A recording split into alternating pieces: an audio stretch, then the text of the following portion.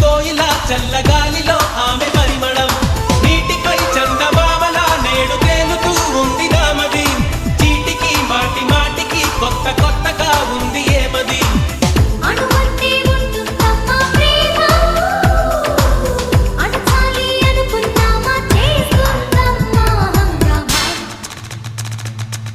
దేవుడే దిగి వచ్చిన స్వర్గమే నాకిచ్చిన